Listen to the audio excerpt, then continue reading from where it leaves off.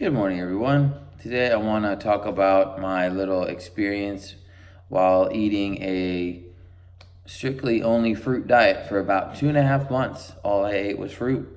Um, as I mentioned in numerous other ways during my other videos and whatnot, I've been on a nutrition journey for quite some time, and probably about 4 months ago now, I decided to go to just fruit because of all the research that I did and the fact that it kind of made sense to me that it would be the easiest on my digestive system.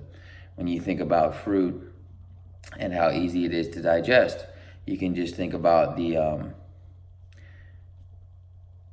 texture of it. You know what I'm saying? A watermelon, a papaya, the inside of fruit, it's just smushy, if you will. It's just very easy to digest. It's not very hard on your digestive system. It's mostly water when it comes down to fruits. So I decided to give it a shot and see if I could do it and not only survive, but thrive. And really what sparked me doing it was doing a little bit of research on a fellow named Michael Orenstein from New York. And he is known as the Fruitarian. And he is a ultra marathon runner or a ultra runner. But this dude, look up the Fruitarian Michael Orenstein. I can't even put into words. He does superhuman stuff and does it eating nothing but fruit and has been doing that for a decade plus now. So it's definitely sustainable. But some people say it's more expensive, which it can be. Any way of eating can be more expensive than another, dependent on how much you're willing to put into it. So whether you be fruitarian, whether you be strictly meat eating, whether it be you eat nothing but candy, whether it be whatever it may be, if you find a candy wholesaler, you're going to get it cheaper. Like this Michael Orenstein guy, he hooked up with his like a local wholesale fruit place, so he goes and buys. He's a little OD on it, a little overdose on it, because he goes and buys like, I don't know, 50 pounds, 100 pounds of fruit at a time. He has 4 refrigerators in his house. You don't have to do it like that. I like to use him as an example because it was a jump off point for me. But I also like to use him as an example when I'm talking to other people about it. Like, you don't have to go that hard in the paint. Like, you can still, I did it, and I mean, I'd go to the grocery store every day and buy what I was going to eat for the day.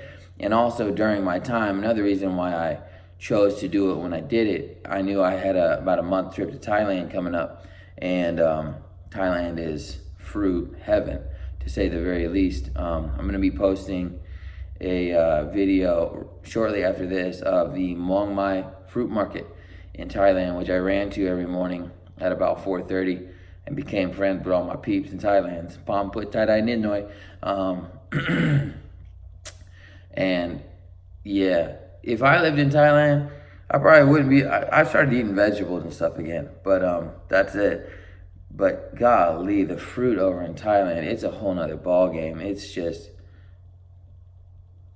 taking me to another place right now. But anyways, so yeah, for about 2.5 months, all I ate was fruit, and it was totally fine. Everybody says you're not going to get enough protein. You're going to have too much sugar, yada, yada, yada. You do go through a little bit of acclimation period with digestion. You poop a little bit more because your digestive system's not holding stuff near as long as it has to. It goes in and goes out. I mean, within hours, like within 6 hours, you'll see what's in to out, which is a good thing. You should not have stuff inside you fermenting and sitting. You want your digestive system clean, people. The quicker your digestion, the better. It does not mean you're not retaining nutrients. It does not mean you're not getting what you need. Your body is a very efficient beast, a very efficient system, to where it doesn't need it does not need the typical, it says, I think online, if you look it up, between 24 hours to 72 hours is the typical time for food to digest and to sit in your system, and that's normal pass-through time. And if you do not poop for 72 hours, and it's technically constipation, all that's nonsense. Everybody's different. So don't even read into that stuff, because you could tell. You can always do the beet test when it comes down to your digestion, which I think is a pretty good one. You can eat a beet, like however if you eat beet or something with a very distinct color and a way to look at it come out the other end. So if you eat a beet and within 24 hours you see a purple or the beet colored discharge come out of you, that's how long your digestion is. That's a decent way to look at it, but it's still not the same, because whether you cook the beet, whether you eat the beet raw, whether you eat it in a salad, whatever else you eat it with, it's going to slow it down, it's going to speed it up. You ate something before it, you ate something after it, you're not hydrated enough. There's a lot of stuff that plays into it. That's why looking up these things online can confuse you and is not what I really recommend, because I was the biggest culprit of looking up stuff online when it came down to my digestive system and gastrointestinal issues, and taking these things that I read online as fact and as how it was going to apply directly to me, which is just, it's just not realistic. Anyways, yeah, so the fruitarian diet is actually wonderful, and one of the many things that I learned while doing it was you don't need, I've touched many times on my other videos about the protein myth, the protein lie. You just don't need that much protein, man. It is what it is. It's a matter of fact killing most people. Not killing most people, excuse me, but it's not that great for you. Your body can only handle so much, so it's very tough. Fat and protein are the hardest things to digest. It's the hardest thing on your system, and it really, all the excess protein you get goes to your liver, goes to your kidneys. It puts stress on everything. It's just very hard on you. Anyway, another thing that I found out is all the fruits that are fruits and you don't expect them, you don't even realize they're fruits.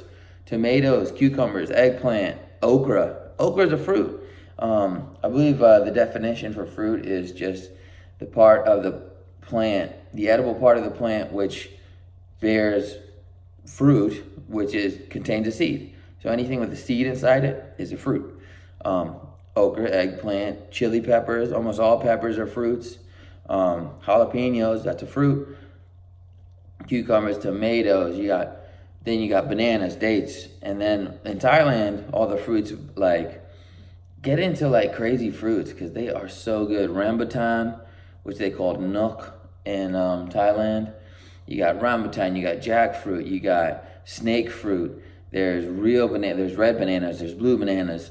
There is so many different types of watermelon. There's watermelon with white on the inside, yellow on the inside. I saw a watermelon with purple on the inside. Every shape, size, and form. There's pineapples that are this big, pineapples that are that big. There is just a absolute plethora of fruit which would just blow your mind. Langsat berries, longanberries.